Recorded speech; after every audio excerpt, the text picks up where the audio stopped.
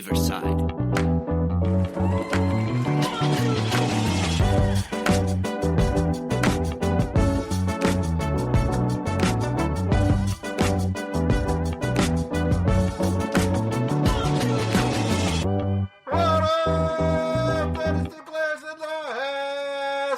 It's the Dynasty front office, and we are building you championships one trade at a time. I'm your host, Mike Casper, and today we're bringing you the 2026 Rookie Prospect Profile of the Week. How you guys doing? You ready to talk another rookie? What's up, Mike? How are you? Oh, I'm sick. We'll see how this sounds on the back end. But you got to power through, right? Yeah, that's right. All right. Well, let's get to it. We're going to talk Makai Lemon today. Mike, Finally. the best ability is availability. So Exactly. I'll power through. So you got your voice sounds better like this, anyways. Yeah, you would say that, Chad. Hey, so we got Makai Lemon. He's wide receiver out of USC. He's 21 years old. He's 5'11", 195 pounds. He's just finished up his third year in college. So his last year, he had 79 receptions, 1,156 receiving yards, along with 11 touchdowns. And the year before, he had 52 receptions with 764 yards and 3 touchdowns.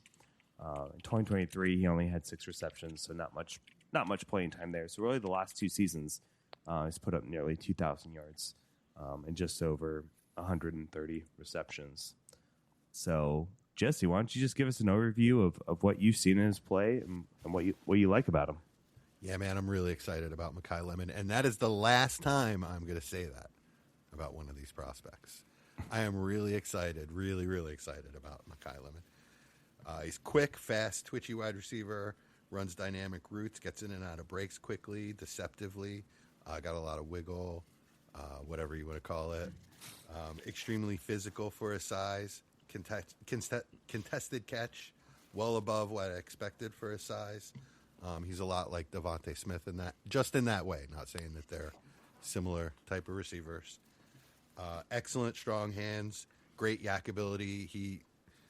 I was just saying before we started, he is the most electric wide receiver in this class. You put the ball in his hands, and he's amazing. He can house it.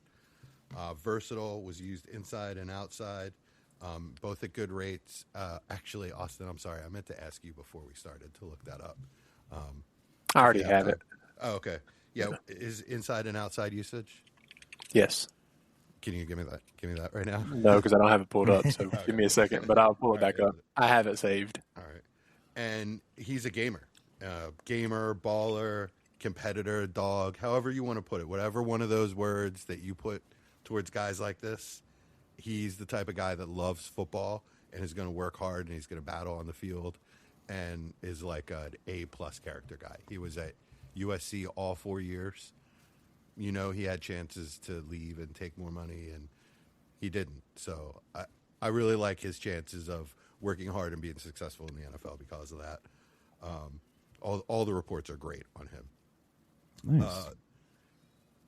As far as negatives go, I kind of only have one, and it's a minor concern. Can he get off press?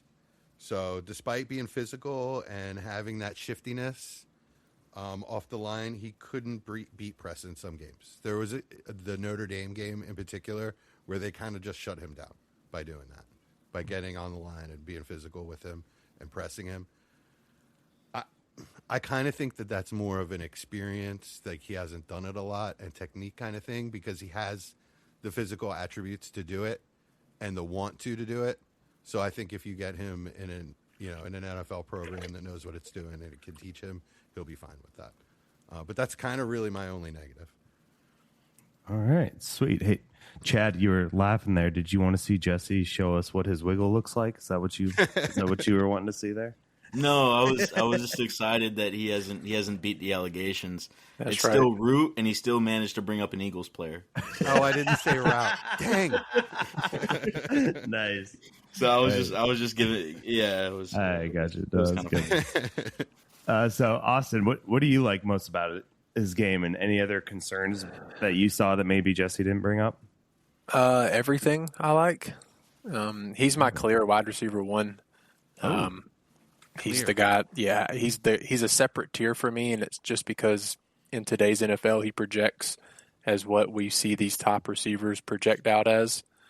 I just feel like he's a day one ready wide receiver one in today's NFL, especially if he can go somewhere where they can use him in a similar facet to a JSN, to a Amon-Ra, that kind of profile. It just, I really don't know how to explain why I think he's better than them, but it's because when I watch his tape, he always looks like the best player on the field.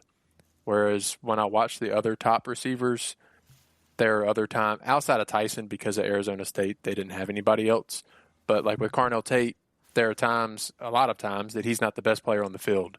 Okay, but Well, I mean, he has Jeremiah Smith, of course, Jeremiah but Smith. my point is it doesn't look it. Like Carnell Tate blends in on tape a lot to me. Makai Lemon, when you're watching tape of USC's offense, I feel like he is the player that sticks out 90% of the plays. And that's kind of just, to me, that shows that he's going to be an alpha when it comes in quick.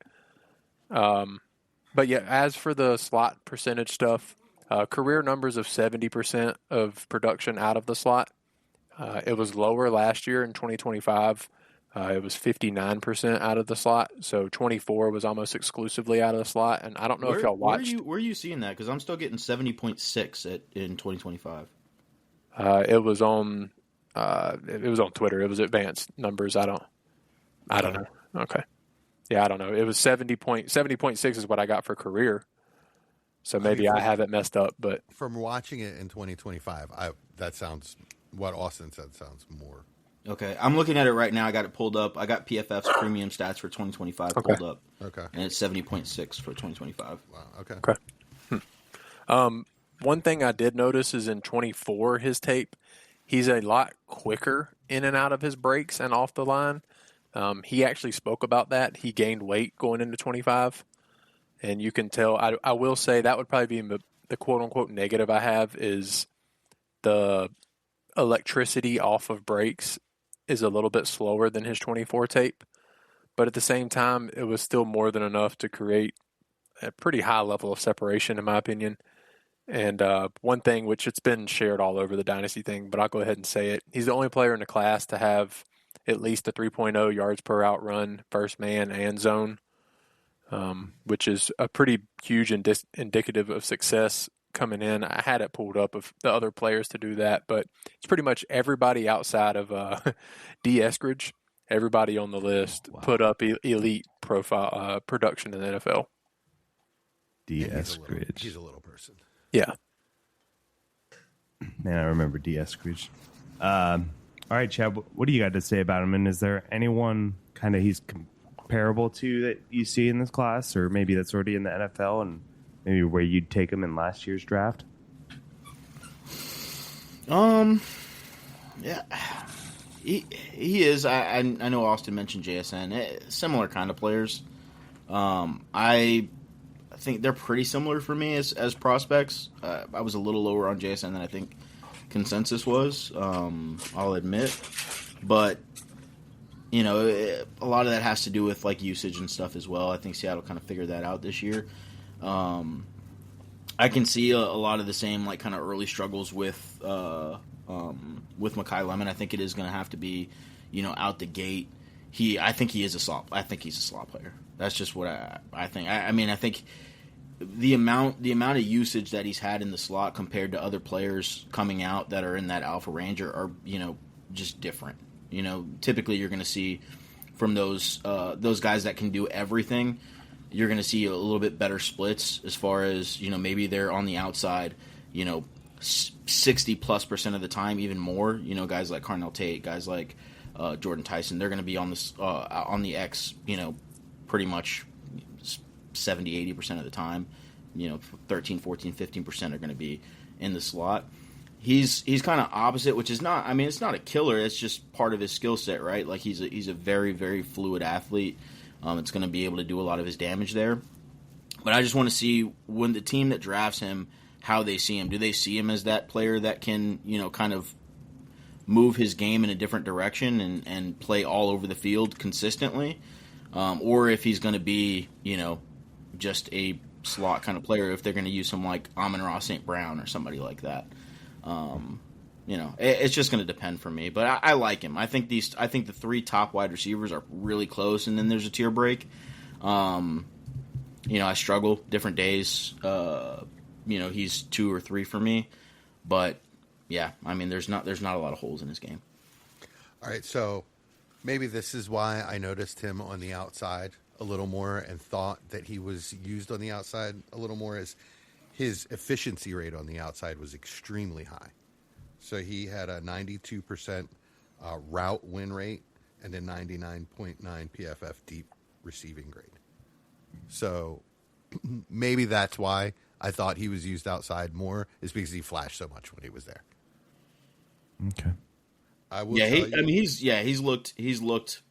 Like I said, no real holes in his game. Everything we're saying about these, especially I think these top 3 guys, is kind of nitpicking. Besides Tyson injury history, but it's going to be interesting to see how he's used going forward for sure. Yeah, and Tyson's injury history I think is a little overblown. By the way, he's played in most of the games in 3 years, right? So, yeah. Chad's really not going to like the next thing I have to say, but my comp for him, the way I think he could be an alpha in the NFL is Neighbors. I don't think he's as dynamic. I don't think he's quite the maniac dog that Neighbors is, but it's in the same mold. Okay. And I can't believe Chad didn't go, no, nobody's as good as Neighbors. I mean, I don't agree, but yeah, you already said I don't agree. It'd probably be that. So, yeah, already said that. I think Neighbors is a much better player. I think he's just he is a better player. I'm not saying he's as good. Jesse, where do you think Lemon will be taken in rookie drafts this year, to kind of give our listeners an idea of where he might? Like the last few guys we've talked about, between 103 and 106. 3 and 6. It's going to depend on landing spot and flavor. Who that particular person likes, possibly who they watch in college and who their favorite college team is, because they're that close. Like Chad said, for me before the draft, it's going to be pretty impossible for me to rank these guys. So yeah, it's going to be landing spot, and also somebody might jump at Sadiq, if they need a tight end in a good premium league. To me, that would be nuts. I like Sadiq, but I think taking Sadiq over Makai Lemon would be pretty crazy, even with a really high premium. All right. I assume he's being mocked in the first round. So is there anywhere, and I'll just put this out of the group, anywhere you guys would like to see him play of those first round, where those picks are at for different teams, and anywhere you'd like to see him avoid? I think he would fit great on the Commanders. That was literally going to be who I said. Washington. That's the number 1 spot for me. That would be a great spot. Okay. All right. Chad, anywhere to avoid, or anywhere too heavy? Definitely want to avoid Arizona if possible. I don't think they're going to go that direction, but that would be the spot that I would be. I would have the biggest concern for any of the wide receivers. But I don't think there's one spot. Overall, maybe New Orleans. I think out of the 3 players, he would be the player I would least like there. But Washington is a great spot, like they said. New York would be a great spot. Giants Cleveland or Jets? would be fine. Either really. Okay. I mean, hopefully not the Jets, just because The Jets. they don't have a quarterback right at the moment. But that could change tomorrow. They can. I mean, not literally it could. tomorrow, but It could. Yeah. I mean, technically, it could. I guess so. Yeah. But we'll see. I think New Orleans would actually be a really good landing spot. I think you could use him pretty interchangeably with Olave, and especially in like heavier sets. We have 2 tight ends on the field, and those 2 wide receiver. It's pretty deadly. Yeah, I don't love it either. I was going to say New Orleans and Kansas City would be my 2 least favorite spots. Yeah, I don't like Kansas City. I wouldn't love Kansas City either, because they already have Rice to do it. Yeah. I think the other 2 wide receivers that are in that range are much better fits with New Orleans than Makai Lemon would be, in my opinion. But yeah, it's not like I would hate any of those. The one I would hate, obviously, is just Arizona. That's the one where I would. And I'm going to be honest, Baltimore is the other one. If he slides to 14, I would not be happy with him in Baltimore. Why? Well, one, because I don't think Lamar will feed him enough to put the production that we want to see out. Yeah, I agree there. It'll be interesting in the fact that Baltimore really hasn't had a wide receiver his caliber. I don't think Zay Flowers is crazy off, as far as being a somebody that could be in that wide receiver one production range in the right offense. I think Zay Flowers is a really good player, but he's still not Makai Lemon. Makai Lemon in that offense, maybe things are a little bit different. But who knows? I think Zay Flowers is a decent comp for Makai Lemon. I mean, Lemon's got more electricity, more speed. That would be the one thing I would have said Flowers has on Lemon is his electricity. Really? Yeah. I mean, I think Flowers might be one of the most electric dynamic players I've seen in a long time in college football. I think they're pretty similar guys, actually. No, I think Lemon's a much more complete receiver. Yeah. Much more well-rounded. If you could cut the difference between Makai Lemon and somebody like Corley, or oh gosh, that would be Zay Flowers. That's pretty fair. He's right in between those kind of guys. We could even be nicer and say Elijah Moore. Yeah, why not? Yeah, why not? Because Elijah was good coming out of college. Didn't work, I'm not saying talent level. I'm saying the style of play. It's. Oh, I gotcha. He's in the middle of that range where he just did a little bit more in college. Of course, what's his name? And now he's slipping my mind. I think Zay Flowers is just more of a downfield player than either of those guys that you mentioned. Branch this year's a good talking point of that. A lot of people are saying that he is capable of being a well-rounded player. I think Zay Flowers coming out was Zachariah Branch, but had done more stuff in college and was able to show it a little bit more. So I do think that's a good comp for Branch, and that more of a ceiling comp. What we want Branch to turn into. I think that's pretty fair. So for the people that like Branch and think he can, make it to the NFL and maybe in a different offense, do a little bit more because he has a little bit more opportunity to do a little bit more. You're hoping he gets to Zay Flowers. Yeah, I think that's reasonable. All right. Anything else our listeners need to know about Makai Lemon? This is my dude. This dude. Austin's flag This plan. is my there you guy. Go. Yeah. Okay. Awesome. Please just don't come in sub 180. That's going to be the big thing for him, because what if he comes in 5'9"? That's literally going to be the other thing I said, and please don't come in sub 5'10". Okay. Yeah, the thing is he's a winner. And I don't mean score winning. I mean on the field, he wins nonstop. So at the end of the day, I don't really care how tall and how big he is, but it sure would be nice to be 5'11", 190. Yeah. I would feel much better. Sure. If he's 5'9", you're looking at more of a Josh Downs profile. Yeah, I mean he's a totally different receiver, but I understand what you're saying. Different type of player, but once you get guys that height downfield, quarterbacks can't see them. Ask Tua. Yeah. Yeah, that is I guess that we didn't really say it. That is the one worry is the size isn't what they're saying online. I didn't think about it until you mentioned it, and I was like, oh yeah, that is one thing I'm really petrified of. I didn't bring it up because I thought about it while I was watching the tape, but because I thought about it as something to look for, but I didn't think he looked small. No, he just wins, plain and simple. He beats size, he beats everything. I think in that range of height though, he is not a big player, but in that range of player, it's kind of hard to tell 5'9", 5'10", 5'11". He's somewhere in that range.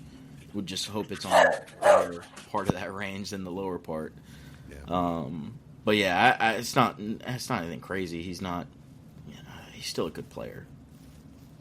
All right. Seems to be a cutoff point though. All right, so please get those measurables at the combine there. Yeah, stretch really good the night before. Stretch really good and drink some water. All right. Well, this has been our rookie prospect profile of the week. Join us next week, and we'll be going over KC Concepcion, wide receiver from A&M. Ladies and gentlemen, welcome to the front office. are low, the boards are lit, and the Dynasty clock is ticking. From the heart of the startup draft to the championship throne, one crew rules the long game. Give it up for the undisputed architects of empire. Dynasty front